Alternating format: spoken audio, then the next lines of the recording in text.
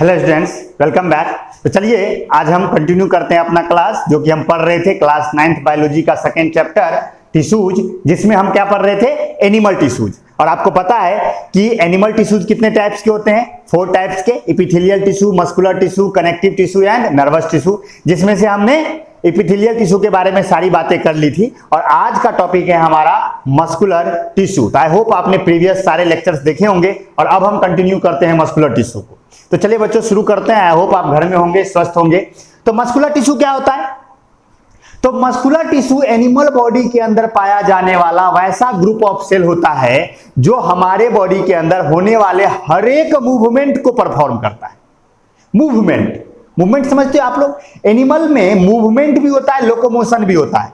समझ गए ना? मूवमेंट का मतलब हुआ कि हमारा बॉडी पार्ट्स मूव कर रहा है, और लोकोमोशन मतलब हुआ हमारा पोजीशन चेंज कर रहे हैं। लोकोमोशन भी एक तरह का मूवमेंट ही हुआ, लेकिन लोकोमोशन में क्या होता है? आप पोजीशन चेंज करते हैं। तो चाहे आप लोकोमोट करें, चाहे आप हाथ पैर हिलाएं, चाहे मैं अभी बोल रहा हूं तो मेरे टंग हिल रहे हैं, मेरा जॉ हिल रहा है, यानी हमारे बॉडी के अंदर ईच एंड एवरी मूवमेंट, जो भी मूवमेंट है, हार्ट धड़क रहा है, ब्लड फ्लो कर रही है, हम सांस ले रहे हैं, एयर मूव कर रहा है, मतलब जितने भी मूवमेंट हैं, हमारे पेट में जो हमने खाना खाया है वो एलिमेंट्री कैनाल में आगे बढ़ रहा है, जितने भी मूवमेंट आपके बॉडी के अंदर हो रहे हैं, सब कौन परफॉर्म करेगा? Muscular tissue. देखिए डिफिनीशन लिखा हुआ है आपके नोट में कि the group of cells which carry out each and every movement of animal body, यानी सेल्स का वैसा ग्रुप जो आपके बॉडी के अंदर होने वाले हर एक मूवमेंट को कॉज करता है, क्या कहलाता है? मस्कुलर टिश्यू कहलाता है। समझ में आया? अब देखिए टोटल जो ह्यूमन बॉडी का वेट होता है उसका नियरली 40% मस्कुलर टिश्यू होता है। 40% कहने का मतलब यह है कि अगर 60 केजी का कोई आदमी है तो उसके बॉडी में नियरली 24 केजी मसल्स होंगे। नियरली। अब देखो ये डिपेंड करता है, पर्सन टू पर्सन वेरी करता है। ऐसा नहीं है कि सब में अंदर में 24% ही होगा, मतलब 24 केजी ही होगा या 40% ही होगा। वो कम ज्यादा हो सकता है, वो डिपेंड करता है कि आपका बॉडी बिल्डिंग कैसा है, किसी के अंदर फैट अधिक हो सकता है, तो वो सारी बातें। लेकिन जनरली ये माना जाता है अगर एक हेल्दी पर्सन है, एक हेल्दी एडल्ट है, तो उसके बॉडी में नियरली 40% क्या होगा? मस्कुलर टिश्यू होगा। समझ गए? टोटल बॉडी वेट का नियरली 40%। चलिए अब मस्कुलर टिश्यू, सवाल उठता है कि हर एक मूवमेंट परफॉर्म करता है, कैसे परफॉर्म करता है? तो मस्कुलर टिश्यू के जो सेल्स होते हैं, अब आप जानते हो सभी टिश्यू किसके बनते हैं? सेल्स के बनते हैं। तो मस्कुलर टिश्यू के बनाने वाले जो सेल्स होते हैं उसे हम कहते हैं मसल फाइबर्स। क्या कहते हैं? Muscle fibres. यानी मस्कुलर टिश्यू बनता है किससे? मसल फाइबर से। समझ में आया? और मसल फाइबर कंट्रैक्ट कर सकती है और रिलैक्स कर सकती है। यानी कि मसल फाइबर में ये अद्भुत क्षमता होता है कि वो अपने लेंथ को बहुत ज्यादा डिक्रीज कर सकता है और इंक्रीज कर सकता है। समझ गए? वो अपने लेंथ को डिक्रीज करते करते करते करते कई ऐसे मसल फाइबर होते हैं जो 1/3 तक हो जाते हैं। 1/3 यानी इतना कंट्रैक्ट हो जाता है कि वो अपने टोटल लेंथ का 1/3 हो जाता है या हाफ हो जाता है। तो वो लेंथ जब कम करेगा, कंट्रैक्ट करेगा, जब अपने लेंथ को कम करेगा क्या होगा? कंट्रैक्शन होगा। और जब ये अपने लेंथ को बढ़ाएगा, जब रिलैक्स करेगा तो रिलैक्सेशन होगा, तो फिर वो नॉर्मल लेंथ में चलाएगा। तो मसल टिश्यू, मस्कुलर टिश्यू जो होते हैं या जो मसल फाइबर्स होते हैं उनमें अद्भुत क्षमता होती है खुद को कंट्रैक्ट और रिलैक्स करने की। खुद को क्या करने की? कंट्रैक्ट एंड रिलैक्स करने की। इसीलिए मस्कुलर टिश्यू को कंट्रैक्टिंग टिश्यू भी कहते हैं, यानी वो कंट्रैक्ट कर सकता है। जैसे हम एपिथेलियल टिश्यू को क्या कहते थे? Covering tissue. उसी तरह मस्कुलर टिश्यू को हम कंट्रैक्टिंग टिश्यू भी कहते हैं। ये हमारे बॉडी के एक अद्भुत तरह के का टिश्यू है जिनमें कंट्रैक्शन की क्षमता है, और उसी कंट्रैक्शन और रिलैक्सेशन से वो हर एक मूवमेंट कॉज करता है। सवाल उठता है कि ये क्षमता उसके पास आया कहां से? तो उसका बात पता चलेगा मसल फाइबर के स्ट्रक्चर से। तो देखिए यहां एक मसल फाइबर बनाया गया, ये एक मसल फाइबर है। सच में मसल फाइबर कुछ नहीं, एक सेल ही है जो किसको बना रहा है? मस्कुलर टिश्यू को बना रहा है। तो आप जानते हो सेल में एक सेल मेम्ब्रेन होता है, तो मसल फाइबर का जो सेल मेम्ब्रेन होगा उसे हम कहेंगे सार्कोलेमा। क्या कहेंगे? सार्कोलेमा। मसल फाइबर का सेल मेम्ब्रेन कहलाता है सार्कोलेमा। समझ गए? और मसल फाइबर के अंदर पाया जाने वाला साइटोप्लाज्म कहलाता है सार्कोप्लाज्म। और एक न्यूक्लियस भी पाया जाता है। देखिए यहाँ न्यूक्लियस भी दिखाया गया। और देखिए एक इसमें एक अलग चीज होती है जो यहां दिखाई गई, देख रहे हो ये लॉन्गिट्यूडनली रनिंग, ये फाइबर्स जैसा स्ट्रक्चर दिख रहा होगा आपका, सेल के उस इंड से इस इंड तक, देख रहे हो इस फाइबर, ये जो दिख रहा है आपको थ्रेड लाइक स्ट्रक्चर्स, ये है मायोफाइब्रिल्स। क्या है? ये है मायोफाइब्रिल्स। और यही मायोफाइब्रिल्स कंट्रैक्ट और रिलैक्स करता है। यानी मसल फाइबर का जो कंट्रैक्शन और रिलैक्सेशन के लिए कौन रिस्पॉन्सिबल है? उसके अंदर पाया जाने वाला मायोफाइब्रिल्स। क्या है? मायोफाइब्रिल्स। आई होप आपको समझ में आया। तो यही मायोफाइब्रिल्स जब कंट्रैक्ट करता है तो ये मसल फाइबर कंट्रैक्ट करता है, और मसल फाइबर कंट्रैक्ट करता है तो मसल कंट्रैक्ट करता है, और यही मायोफाइब्रिल जब रिलैक्स करता है तो मसल फाइबर रिलैक्स करता है, और मसल फाइबर रिलैक्स करता है तो मसल रिलैक्स करता है। आई होप आपको समझ में आया। तो कैसे कंट्रैक्शन रिलैक्सेशन होता है समझ में आया? मैं नोट में पढ़ के सुना देता हूं, सारी बातें लिखी हुई हैं। देखिए क्या लिखा है कि muscular tissue causes movement by contraction and relaxation, contraction और रिलैक्सेशन से कॉज करता है। So they are also called contractile tissue, इसलिए उसे हम कंट्रैक्टाइल टिश्यू भी कहते हैं। एपिथेलियम को क्या कहते थे आप? Covering tissue. और मस्कुलर टिश्यू को आप क्या कहोगे? कंट्रैक्टाइल टिश्यू, क्योंकि उसमें कंट्रैक्शन और रिलैक्सेशन की क्षमता है। Next, muscular tissues are composed of elongated large size cells called muscle fibres, यानी मस्कुलर टिश्यू बना होता है लंबे लंबे लार्ज साइज सेल्स का, बड़े बड़े साइज के सेल्स का, जिसे हम कहते हैं मसल फाइबर। क्या कहते हैं? Muscle fibre. Muscle fibre is covered by a membrane called sarcolemma, यानी कि मसल फाइबर का जो मेम्ब्रेन होता है उसे हम कहते हैं sarcolemma. And it's cytoplasm is called sarcoplasm, और उसका साइटोप्लाज्म क्या कहलाता है? सार्कोप्लाज्म। समझ में आ गया। नेक्स्ट है, each muscle fibre contain large number of longitudinally running fibrils called myofibrils, यानी उसके अंदर में लॉन्गिट्यूडनली रनिंग फाइब्रिल्स है जिसे आप कहते हो मायोफाइब्रिल्स। और यही मायोफाइब्रिल्स नेचर में क्या होता है? कंट्रैक्टाइल होता है, यानी वो कंट्रैक्ट और रिलैक्स कर सकता, और उसी के कंट्रैक्ट और रिलैक्स करने से मसल फाइबर कंट्रैक्ट रिलैक्स करता है, और मसल फाइबर के कंट्रैक्ट रिलैक्स करने से मसल रिलैक्स कंट्रैक्ट करता है। आई होप आपको समझ में आया हो कैसे होता है। अब देखो बहुत सारे मसल फाइबर्स हैं। तो मसल फाइबर्स क्या होता है? एक दूसरे के पैरेलल अरेंज होते हैं। मसल फाइबर्स का जो अरेंजमेंट आप देखोगे वो जनरली एक दूसरे के पैरेलल में अरेंज होते हैं, एक दूसरे के पैरेलल अरेंज होते हैं। पैरेलल अरेंज होने का फायदा क्या है? कि सारे मिलके साथ में कंट्रैक्ट करेंगे, साथ में रिलैक्स करेंगे। तो muscle fibres are arranged parallel to each other. क्यों पैरेलल? जिससे कि वो साथ में कंट्रैक्ट और साथ में रिलैक्स कर सके। अब मानो कि एक मसल फाइबर अगर ऐसे ऐसे है और एक मसल फाइबर ऐसे ऐसे, तो पता चला कंट्रैक्शन हुआ तो ये इधर से कंट्रैक्ट कर गया, इधर से अजीब तरह का हो जाएगा। तो मसल फाइबर्स जनरली क्या होती हैं? एक दूसरे के पैरेलल अरेंज होती है, जिससे कि वो साथ में कंट्रैक्ट कर सके और साथ में रिलैक्स कर सके। आई होप आपको समझ में आया हो। तो देखिए लिखा हुआ है कि generally muscle fibres are arrange in parallel arrangement, एक दूसरे के पैरेलल अरेंज होता है, so that they can contract and relax together efficiently, जिससे कि वो साथ में आराम से कंट्रैक्ट और रिलैक्स कर सके। आई होप आपको इस पॉइंट का मतलब समझ में आया होगा। जितने पॉइंट्स लिखे हुए हैं आप उतने समझ गए, पर्याप्त है। अब देखिए मसल्स कंट्रैक्ट रिलैक्स करती हैं तो वो बोन को मूव करवाती है। देखो सबसे बड़ी बात है, हमारा बॉडी का जो ये स्ट्रक्चर है वो किसकी वजह से है? हमारे बोन की वजह से, हमारे स्केलेटन सिस्टम की वजह से। तो मसल कंट्रैक्ट रिलैक्स करके बोन को मूव करवाती है, और बोन के मूव करने से हम मूव कर जाते हैं। जैसे अगर मुझे ये हाथ मोड़ना है, अगर एक समझे एक एग्जांपल, ये एक मूवमेंट है, मैं ऐसे हाथ मोड़ूंगा, तो ये मैं हाथ कैसे मोड़ पा रहा हूं? तो यहां पर मेरा बाइसेप्स है और बैक में मेरा ट्राइसेप्स है। तो जब मैं इसे मोड़ना चाहता हूं तो ये बाइसेप्स जो होते हैं वो कंट्रैक्ट करते हैं, तो देखिए ये मुड़ा, और ये ट्राइसेप्स जो है वो रिलैक्स करता है। तो बाइसेप्स कंट्रैक्ट किया, ट्राइसेप्स रिलैक्स किया, हैंड मूव कर गया। तो ये हैंड जो मूव किया तो सच में यहां जो बाइसेप्स था वो इस बोन से कनेक्टेड था, और जब ये बाइसेप्स कंट्रैक्ट किया तो ये बोन ऊपर की ओर आया, और ये जब रिलैक्स किया तो इधर से छोड़ा। तो बोन और मसल को कनेक्ट करता है कौन? टेंडन। कौन कनेक्ट करता है? टेंडन। तो muscles are attached with bones by tendon. Tendon and ligament, ये दो तरह के कनेक्टिव टिश्यू है। जब हम पढ़ेंगे तो जो नेक्स्ट हमारा टॉपिक है कनेक्टिव टिश्यू, उसमें आप टेंडन को डिटेल्स में पढ़ेंगे। आप यहां इतना समझ लीजिए कि muscles are connected with bones by tendon. किससे कनेक्ट होता है? टेंडन से। चलिए समझ में आया। अब नेक्स्ट आगे बढ़ते हैं कि इसके टाइप्स पे बात करते हैं कि मस्कुलर टिश्यू, आप समझ गए होंगे मस्कुलर टिश्यू क्या है। अब हम टाइप्स पे आ जाते हैं।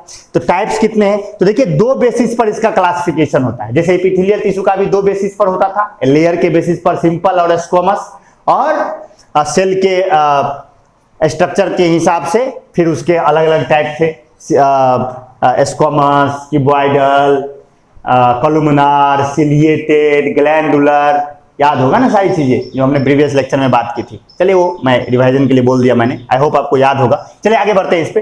तो उसी तरह मस्कुलर टिश्यू के भी क्लासिफिकेशन किया गया, उनके भी टाइप्स बनाए गए। तो पहला बात होता है ब्रेन का कंट्रोल।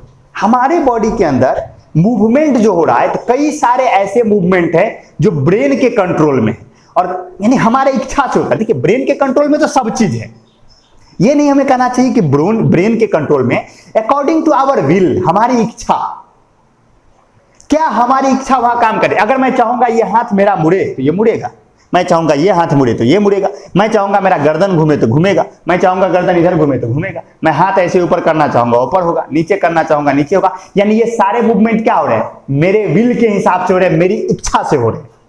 लेकिन हमारे बॉडी के अंदर बहुत से ऐसे भी मूवमेंट हैं जो हमारी इच्छा पे नहीं है, हमारी इच्छा उस पर नहीं चलती है। जैसे आप खाना खा लो खाना, और आप चाहो कि ये खाना 12 घंटे तक मेरे पेट में ही रुका रहे, आगे न बढ़े, क्या ये संभव है? नहीं संभव है। आप चाह लो कि मेरा हार्ट बीट करना रुक जाए, क्या संभव है? नहीं संभव है। आप चाह लो कि ब्लड जो हमारे वेन्स के अंदर बह रही हैं, हमारे ब्लड वेसल्स के अंदर जो ब्लड फ्लो कर रही है, उसे मैं रोक दूं, क्या आप रोक सकते हो? नहीं। हमारे बॉडी के अंदर बहुत से ऐसे मूवमेंट्स हैं जो हमारे विल पे डिपेंड नहीं करता है, वो अपना काम करता रहता है।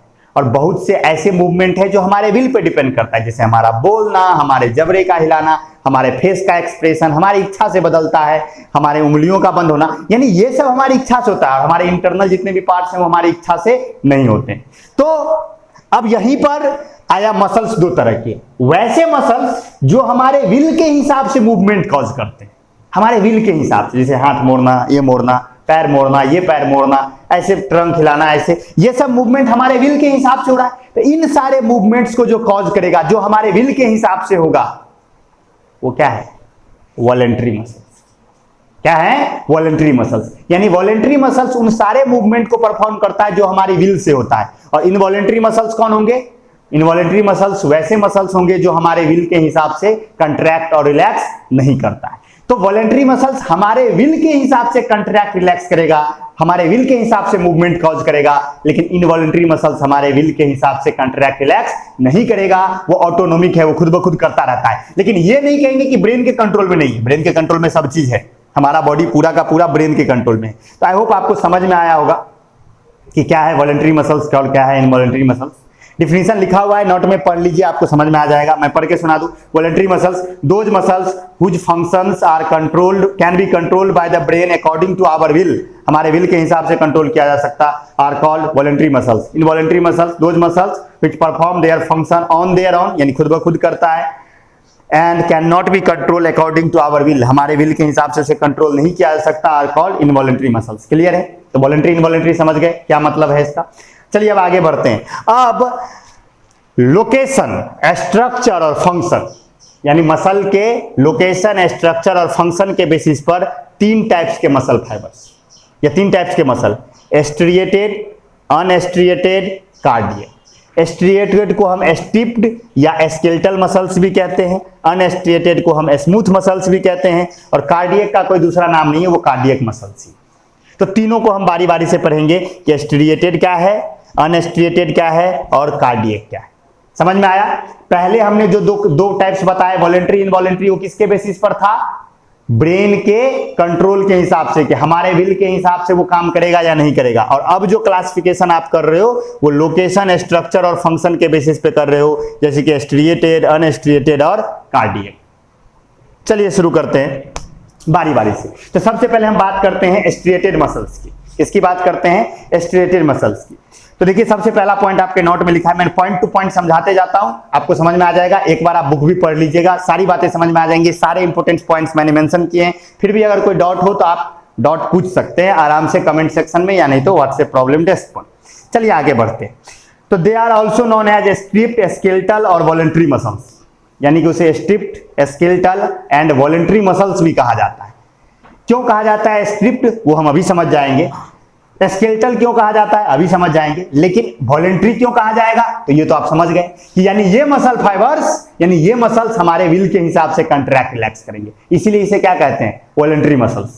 समझ में आया। स्ट्रिप्ड क्यों कहा जाता है, तो देखिए इसका जो स्ट्रक्चर देखोगे, किसका, स्ट्रिएटेड मसल्स का, तो ये बने होते हैं लंबे लंबे cylindrical unbranched multinucleated muscle fibres के। क्या क्या कहा मैंने, striated muscles are composed of long cylindrical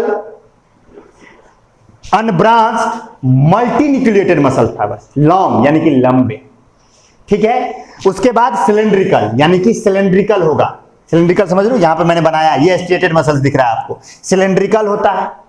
branched, unbranched, इनमें कोई ब्रांचिंग नहीं होती है, एक में से दूसरे ब्रांच नहीं है। यहां देखिए इस मसल फाइबर में अगर डायग्राम देखो आप, ये कार्डियक मसल का डायग्राम है, इसमें ब्रांचिंग है, देखिए एक मसल में दूसरा गया है, ब्रांचिंग है इसमें, इसमें ब्रांचिंग नहीं है। तो अनब्रांच्ड एंड मल्टी न्यूक्लिएटेड यानी कि एक मसल फाइबर के अंदर एक से ज्यादा न्यूक्लियस होगा।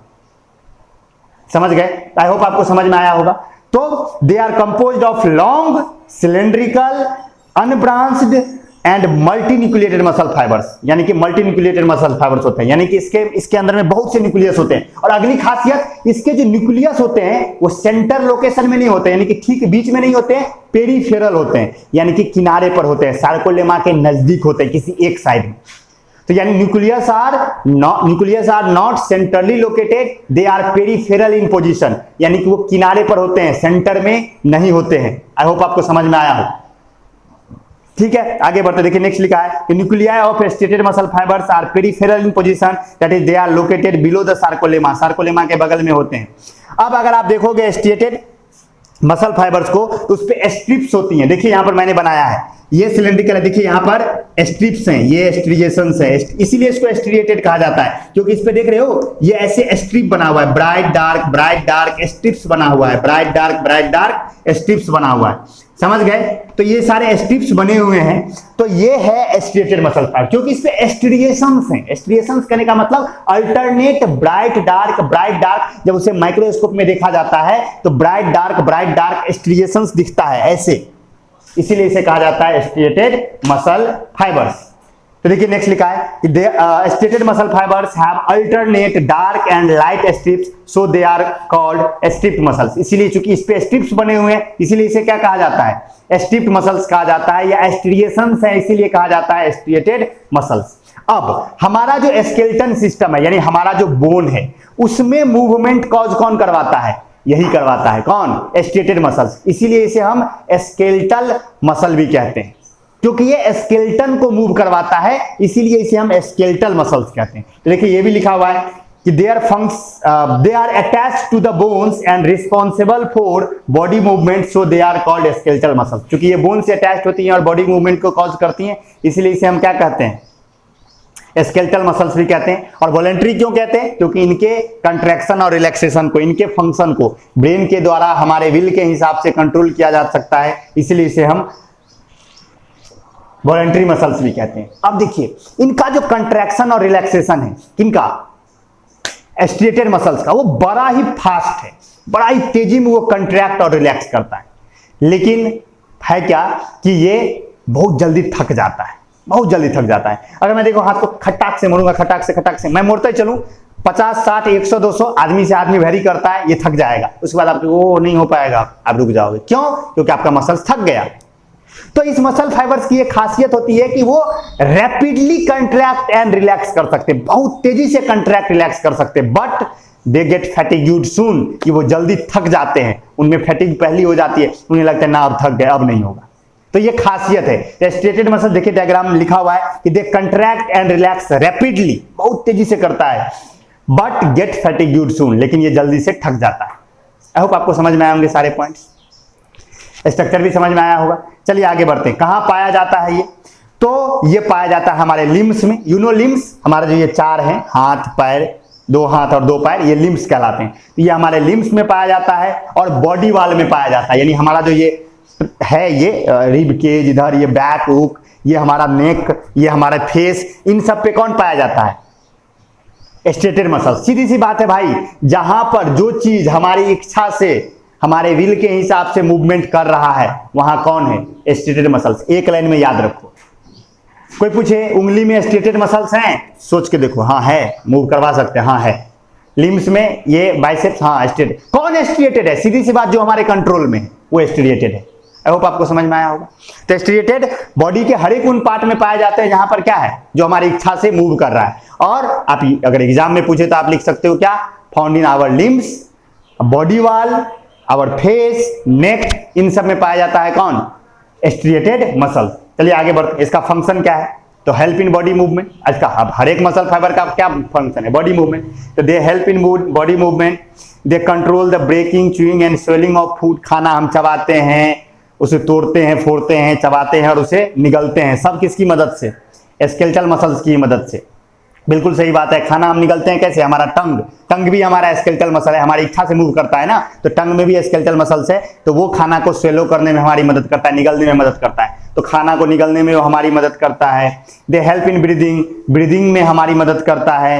दे control the blinking of eyes, हमारा आंख का खुलना बंद होना, ये हमारी इच्छा में, कंट्रोल में। तो ये सारी चीजें जो भी, सीधे से याद रखो, all voluntary movements are perform by striated muscles. Direct एक लाइन में समझ गए? नोट में बाकी चीजें लिखी हुई। आगे बढ़ जाते हैं। अब आगे बढ़ते हैं। नेक्स्ट है हमारा अनस्ट्रेटेड मसल्स। अनस्ट्रेटेड मसल्स यानी कि ये वाला, यानी कि सेकेंड टाइप। मैंने बोला ना, स्ट्रेटेड, अनस्ट्रेटेड और कार्डियक। तो अब अनस्ट्रेटेड मसल्स की बात करेंगे, जिसे हम कहते हैं नॉन स्ट्रिएटेड, स्मूथ, विसरल और इनवॉलेंटरी। ये भी इसके नाम है। क्या क्या? Non striated. क्यों कहलाएगा नॉन स्ट्रिएटेड? नॉन स्ट्रिएटेड मतलब इस पे ये स्ट्रिप्स नहीं होंगी। स्ट्रिएटेड में क्या था? अल्टरनेट ब्राइट डार्क स्ट्रिप्स थी ना, इनमें स्ट्रिप्स नहीं होंगी। तो अनस्ट्रिएटेड में स्ट्रिप्स नहीं होंगी, इसीलिए इसे नॉन स्ट्रिएटेड कहेंगे। स्मूथ क्यों? क्योंकि वो ये हर एक उस बॉडी पार्ट में पाया जाएगा जहां बोन नहीं होगा। आप देखते होंगे चिकन खाए होंगे तो कई ऐसा, अब देखेंगे चिकन खाए होंगे तो उसमें, चिकन अगर आप खाए हो, वेजिटेरियन हो तो कोई बात ही नहीं, अगर चिकन खाए हो तो हम आपके बॉडी के अंदर बहुत से, या चिकन के बॉडी के अंदर बहुत से ऐसे मसल्स होते हैं जिनके अंदर में कोई बोन नहीं होता है। तो जिसके अंदर में बोन नहीं है वो स्मूथ मसल्स। समझ गए? एक मतलब जनरल सा आप ये याद रखिए। तो चूंकि ये बिना बोन वाले जितने भी मसल्स हैं वो किसके बने हुए हैं? अनस्ट्रेटेड के बने हुए, इसलिए हम स्मूथ मसल्स भी कहते हैं। और विसरल इसलिए क्योंकि हमारे बॉडी के अंदर जितने भी कैविटी वाले पार्ट्स हैं, जैसे हमारा स्टमक है, हमारा हार्ट है, हमारे ब्लड वेसल्स हैं, जहां जिनमें कैविटी है, जिनके अंदर में खाली जगह है, कैविटी है, और जिनके वाल में बोन नहीं है, वो कहलाते हैं विसरल ऑर्गन। विसरल ऑर्गन मतलब कैविटी वाले ऑर्गन जिनके वाल में बोन नहीं है, उन्हें कहा जाता है विसरल ऑर्गन। और सारे के सारे विसरल ऑर्गन कौन बनाता है? अनस्ट्रेटेड मसल्स ही बनाता है, इसीलिए इसे हम विसरल मसल्स भी कहते हैं। तो इसके चारों नाम के क्या रीजंस हैं आपको समझ में आ गया होगा। तो देखिए वे बने कैसे होते हैं? They are composed of spindle shaped. Spindle shape आप पहले भी सुन चुके हैं। स्पाइंडल शेप कहां जानते हो? स्केलेनकाइमा के दो टाइप आए थे, स्केलिड और फाइबर्स, याद होगा। स्केलेनकाइमा प्लांट टिश्यू, उसमें दो आए थे, तो वहां पर मैंने फाइबर्स में कहा था स्पाइंडल शेप। स्पाइंडल शेप मतलब बीच में मोटा और किनारे पर पतला, टैपरिंग इंड वाले को कहते हैं क्या? Spindle shape. तो they are composed of spindle shape unbranch uninucleated muscle fibres. यानी स्पाइंडल शेप अनब्रांच, इसमें भी कोई ब्रांचिंग नहीं है, और यूनिन्यूक्लिएटेड, इसमें एक ही न्यूक्लियस होगा। इससे पहले जो आपने नॉन स्ट्रिएटेड देखा या स्ट्रिएटेड देखा, उसमें मल्टी न्यूक्लिएटेड था। ये यूनिन्यूक्लिएटेड होगा, एक ही न्यूक्लियस होगा, न्यूक्लियस सेंट्रली लोकेटेड होगा, न्यूक्लियस ठीक बीच में होगा, और ये स्पाइंडल शेप्ड होगा। ये सारी बातें होंगी, और इनमें कोई स्ट्रिप्स नहीं होगा, अल्टरनेट ब्राइट डार्क स्ट्रिप्स नहीं होंगी। अच्छा, इनकी अगर कंट्रैक्शन रिलैक्सेशन की बात करो तो वो धीरे धीरे कंट्रैक्ट और रिलैक्स करता है। इनका जो कंट्रैक्शन रिलैक्सेशन होता है, यानी ये जो कंट्रैक्ट रिलैक्स करती हैं, वो उतने फास्ट में नहीं कर पाती हैं जितने फास्ट में आपका स्केलेटल मसल्स करता है या आपका स्ट्रेटेड मसल्स करता है। लेकिन ये थकता बहुत रेयरली है, ये थकता नहीं है, रेयरली ही थकता है, कभी शायद ही कभी थकता है। तो स्ट्रेटेड मसल्स तेजी में काम करता था लेकिन थक जल्दी जाता था, और अनस्ट्रेटेड मसल्स क्या कह रहा है कि वो काम भले ही क्या करेगा, स्लो स्लो करेगा, लेकिन मूवमेंट भले ही स्लो करेगा, रैपिडली नहीं कर पाएगा, लेकिन कभी थकेगा नहीं। ठीक है, इनमें कोई स्ट्रिप्स नहीं होती हैं। नेक्स्ट पॉइंट ये लिखा गया है, जितने भी हमारे विसरल, जितने भी हमारे हॉलो विसरल ऑर्गेन्स हैं, विसरल मतलब जिनमें बोन्स नहीं है और अंदर में कैविटी है, तो जितने भी हमारे विसरल ऑर्गेन्स हैं, किसके अलावा, हार्ट के अलावा, हार्ट के लिए स्पेशल तरह का मसल्स है कार्डियक मसल। तो हार्ट के अलावा जितने भी विसरल ऑर्गेन्स हैं आपके, वो सभी किससे बनता है, किससे बनता है, अनस्ट्रेटेड मसल से ही बनता है। ठीक है, तो जितने भी हॉलो विसरल ऑर्गेन्स हैं सबके बॉडी वाल में, जैसे हमारे स्टमक के बॉडी वाल में, हमारे स्मॉल इंटेस्टाइन, लार्ज इंटेस्टाइन, ये सब जितने भी हैं सबके बॉडी वाल में कौन पाया जाएगा, अनस्ट्रेटेड मसल्स पाया जाएगा, लेकिन सिर्फ हार्ट को छोड़कर, हार्ट में ये नहीं, ये याद रखिएगा। इनका जो फंक्शन है वो ब्रेन के हिस्से कंट्रोल नहीं होता है अकॉर्डिंग टू आवर विल, इसीलिए इसे इनवॉलेंट्री मसल्स भी कहते हैं। ये पाया कहा जाता है, तो ये पाया जाता है वॉल्स ऑफ विसरल ऑर्गेन्स, हमारे विसरल ऑर्गेन्स के वाल में पाया जाएगा। डक्ट ऑफ ग्लैंड, हमारे जितने भी ग्लैंड्स हैं, हमारे बॉडी के अंदर बहुत से ग्लैंड है, सलेवरी ग्लैंड है, लीवर है, पेंक्रियाज है, जितने भी हमारे बॉडी के अंदर ग्लैंड्स हैं उनके डक्ट्स में कौन पाया जाएगा, इनवॉलेंट्री मसल फाइबर ही पाया जाएगा, या अनस्ट्रेटेड मसल फाइबर ही पाया जाएगा। हमारे ब्लड वेसल्स में पाया जाएगा। इन सब जगह पे कौन पाया जाता है, अनस्ट्रेटेड मसल फाइबर्स। सीधी सी बात है, जो हमारे कंट्रोल में नहीं है, सीधी सी बात ये याद रखना, जो हमारे कंट्रोल्स में मूवमेंट नहीं करता है, क्या ब्लड वेसल्स हमारे हिसाब से काम करता है, हमारी इच्छा से नहीं करता है, तो वहां कौन है, अनस्ट्रेटेड मसल्स। डायरेक्ट याद रखो, बस हार्ट को छोड़ दो, हार्ट भी हमारी इच्छा से काम नहीं करता, लेकिन उसके लिए अलग से है कार्डियक मसल्स। चलिए आगे बढ़ते हैं।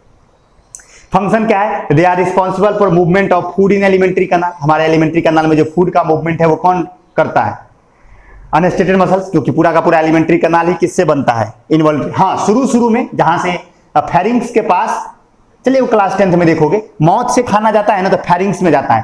फेरिंग्स के पास इपिग्लोटिस होता है, इपिग्लोटिस, तो वहां पर कुछ दूर तक हमारा स्ट्रेटेड मसल्स है। उसके बाद हमारा पूरा एलिमेंट्री कैनाल अनस्ट्रेटेड मसल्स का ही बना हुआ है। देखो ये सारी चीजें, थोड़ा ये जो चैप्टर है ना, उनमें नए नए टर्म्स हैं।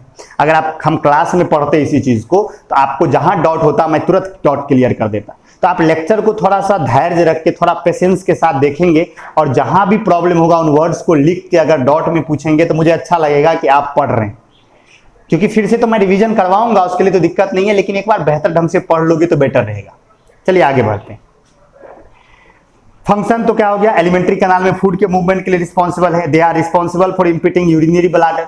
हमारे यूरिनरी ब्लाडर यानी जहां पर हमारा यूरिन स्टोर होता है, उसे खाली करने के लिए भी कौन रिस्पॉन्सिबल है, स्ट्रेटेड मसल्स, अनस्ट्रेटेड मसल्स ही है। They are responsible for contraction and relaxation of iris. जो हमारे आंख के अंदर में आइरिस है, जब हम ज्यादा रोशनी में जाते हैं तो हमारा पिपिल छोटा हो जाता है, कम रोशनी में जाते हैं तो पिपिल बड़ा हो जाता है। ये पिपिल का छोटा बड़ा होना कौन कंट्रोल करता है, आइरिस कंट्रोल करता है। क्लास 8 में मैंने लाइट चैप्टर में पढ़ाया था।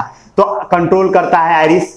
तो वो भी आइरिस भी किस मसल्स का बना होता है, अनस्ट्रेटेड मसल्स का ही बना होता है। जितने भी हमारे इनवॉलेंट्री मूवमेंट्स है, जितने भी इनवॉलेंट्री मूवमेंट सब किसके द्वारा परफॉर्म होता है, अनस्ट्रेटेड मसल्स के द्वारा। और नेक्स्ट टाइप है हमारा last and final, cardiac muscles. Cardiac muscles की अगर बात करो, इसका कुछ चीज मैच करता है किसके साथ, स्ट्रेटेड के साथ, कुछ मैच करता है अनस्ट्रेटेड के साथ, और दूसरी सबसे यूनिक है कि इनमें ब्रांचिंग होती है। इनमें क्या होती है, ब्रांचिंग होती है। तो ये क्या होता है, देखिए क्या लिखा है, they are composed of small cylindrical branched involuntary muscles fibres. यानी ये छोटे छोटे होते हैं, लंबे लंबे नहीं है।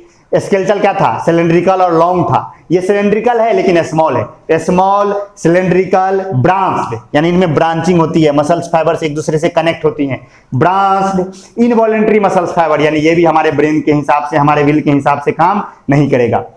अगर इसके सेल की बात करें तो इसके सेल्स यूनिन्यूक्लिएटेड होते हैं। अब देखिए फिर यूनिन्यूक्लिएटेड हो गया, सिलेंड्रिकल है, ये सिलेंड्रिकल में मल्टीन्यूक्लिएटेड था और ये यूनिन्यूक्लिएटेड था। तो ये है सिलेंड्रिकल लेकिन है यूनिन्यूक्लिएटेड। तो ये सिलेंड्रिकल है, ये their cells are uninucleated and nucleus is centrally located. Nucleus कहां होता है, सेंट्रली लोकेटेड होता है, यानी ठीक बीच में होता है।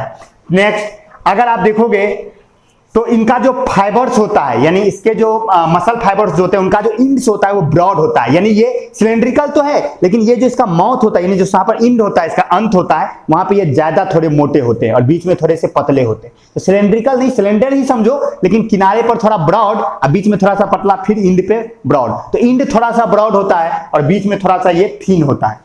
These muscle fibers have broad ends. Their muscle fibers have fainter, bright and dark strips. यानी इन पे भी ब्राइट और डार्क स्ट्रिप्स होता है। देखिए इन पे पूरा था, इन पे नहीं था, इन पे है, लेकिन इनके जैसा गहरा नहीं है, फेंट है, यानी कि कम है। यानी स्ट्रिप्स है, लेकिन स्ट्रिप्स क्या है? फेंटर, यानी ब्राइट डार्क है, लेकिन वो क्या है? थोड़ा कम है, थोड़ा फेंट है। तो फेंटर स्ट्रिप्स होती हैं। Next, their muscle fibers are special electrical junctions called intercalated disc of at intervals. यानी जहां जहां उसकी ब्रांचिंग है, आप देखोगे इसमें इंटरकैलेटेड डिस्क्स होती हैं। इंटरकैलेटेड डिस्क्स कहने का मतलब ऐसा ऐसा यहां पर डिस्क्स होगा, इसमें डिस्क होगा। इलेक्ट्रिकल जंक्शंस होते हैं हमारे हार्ट में, क्योंकि इसे लगातार कंट्रैक्ट और रिलैक्स करना होता है, इसलिए इसमें इलेक्ट्रिकल जंक्शंस होते हैं। इन्हें आप अभी चाहे तो छोड़ सकते हैं, या आप समझ लीजिए कि जहां रेगुलर इंटरवल पर कार्डियक मसल्स में इलेक्ट्रिकल जंक्शंस होता है, जिसे हम कहते हैं इंटरकैलेटेड डिस्क्स, और यही इंटरकैलेटेड डिस्क्स हार्ट को पंप करवाती है। आप देखोगे कई आदमी का हार्ट में जब बीमारी होता है तो पेस मेकर लगता है। देखते होंगे यहाँ पर एक गोल सा मशीन लगता है पेस मेकर, अगर आप कभी देखे हो, या अगर कभी हार्ट, अगर यही इंटरकैलेटेड डिस्क्स जब काम करना ठीक से काम नहीं करती हैं तो पेस मेकर लगाना पड़ता है। पेस मेकर फिर हमारे हार्ट को रिदमिक रूप से कंट्रैक्ट और रिलैक्स करता है। तो हार्ट में कंट्रैक्शन रिलैक्सेशन थोड़ा बड़ा ही क्या है। देखो दूसरा कोई ऑर्गन है, उसका कंट्रैक्शन रिलैक्शन कुछ दिन के लिए बिगड़ भी जाएगा तो बॉडी को उतना प्रभाव नहीं पड़ेगा, लेकिन हार्ट का कंट्रैक्शन रिलैक्सेशन क्या चाहिए? एकदम स्मूथली परफॉर्म होना चाहिए। तो उसमें क्या किया गया ना, इलेक्ट्रिकल जंक्शंस लगाया गया, जिसे हम कहते हैं इंटरकैलेटेड डिस्क्स। तो कार्डियक मसल फाइबर्स के रेगुलर इंटरवल पर इंटरकैलेटेड डिस्क्स होती हैं, जो स्पेशल इलेक्ट्रिकल जंक्शंस होती हैं, जो हार्ट के कंट्रैक्शन और रिलैक्सेशन को कंट्रोल करता है। आई होप आपको समझ में आया हो, नहीं समझ में आया तो कमेंट कीजिएगा। ओके, आगे बढ़ते हैं।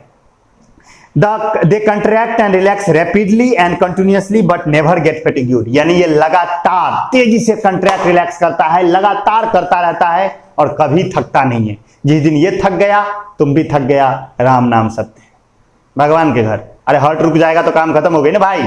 तो कार्डियक मसल्स बहुत तेजी से कंट्रैक्ट रिलैक्स करती हैं, लगातार कंट्रैक्ट रिलैक्स करती हैं और कभी नहीं थकती।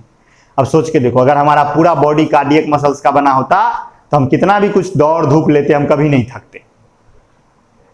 तो कार्डियक मसल्स कभी थकती नहीं है और बहुत तेजी से कंट्रैक्ट रिलैक्स भी करती। चलिए आगे बढ़ते हैं।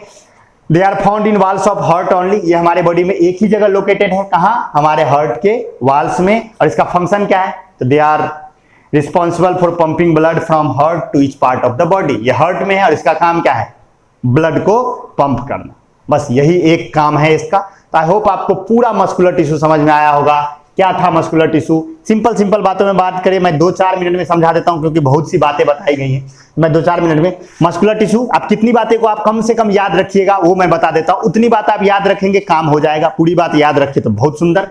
मस्कुलर टिश्यू के बारे में याद रखिएगा कि ऐसा ग्रुप ऑफ सेल्स जो हमारे बॉडी के अंदर हर एक मूवमेंट को कॉज करवाने के लिए रिस्पॉन्सिबल है। ठीक, नेक्स्ट अगली बात, ये मसल फाइबर्स के बने होते हैं। मसल फाइबर्स के मेम्ब्रेन को हम सार्कोलेमा कहते हैं, उसके अंदर पाए जाने वाले साइटोप्लाज्म को सार्कोप्लाज्म कहते हैं, उसके अंदर न्यूक्लियस होता है और थीन फाइब्रिल्स होते हैं, जिसे हम मायोफाइब्रिल्स कहते हैं, थ्रेड लाइक स्ट्रक्चर, जो कि उन्हें कंट्रैक्ट और रिलैक्स करते हैं।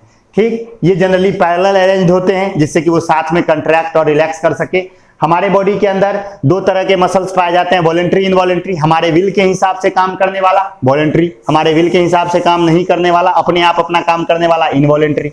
मसल 3 तरह के हो गए, एस्ट्रिएटेड, अनएस्ट्रिएटेड, कार्डियक। एस्ट्रिएटेड वो है जो लॉन्ग है, सिलेंड्रिकल है, मल्टी न्यूक्लिएटेड है, light bright and dark strips हैं, वो हो गया एस्ट्रिएटेड, सारे वॉलंटरी एक्शंस को परफॉर्म करता है। अनएस्ट्रिएटेड कौन था? टैपरिंग इन वाला, स्पाइंडल शेप, यूनिन्यूक्लिएटेड, नहीं, अनस्ट्रिप्ड यानी जिन पे कोई ब्राइट डार्क स्ट्रिप नहीं है वो हो गया अनस्टेटेड। सारे इनवॉलेंट्री मसल्स को ये परफॉर्म करता है हार्ट को छोड़कर। और cardiac muscle cylindrical, small, branched, ये दोनों अनब्रांच्ड थे, ये ब्रांच्ड है। स्पेशल मसल्स जो बहुत तेजी से कंट्रैक्ट रिलैक्स करता है लेकिन कभी थकता नहीं है, कार्डियक मसल्स। ये बहुत धीरे धीरे कंट्रैक्ट रिलैक्स करता है और कभी नहीं थकता है। ये बहुत तेजी से कंट्रैक्ट रिलैक्स करता है लेकिन थक बहुत जल्दी जाता है। तो ये सारी बातें, आप इतनी बातें कम से कम याद रखिएगा जो इंपॉर्टेंट्स हैं। आई होप आपको समझ में आया होगा। कोई भी डाउट होगा आराम से पूछिएगा, सारी बातें समझ में आएंगी। कोई भी दिक्कत हो तो फिर जब रिवीजन करेंगे तो हम समझेंगे। नोट बढ़िया से बना लीजिएगा और मिलते हैं हम लोग नेक्स्ट क्लास में, जिसमें हम बात करेंगे कनेक्टिव टिश्यू के ऊपर। किसके बारे में बात करेंगे? कनेक्टिव टिश्यू के ऊपर। ठीक है बच्चों, मिलते हैं हम लोग नेक्स्ट लेक्चर में। See you soon, bye bye, take care.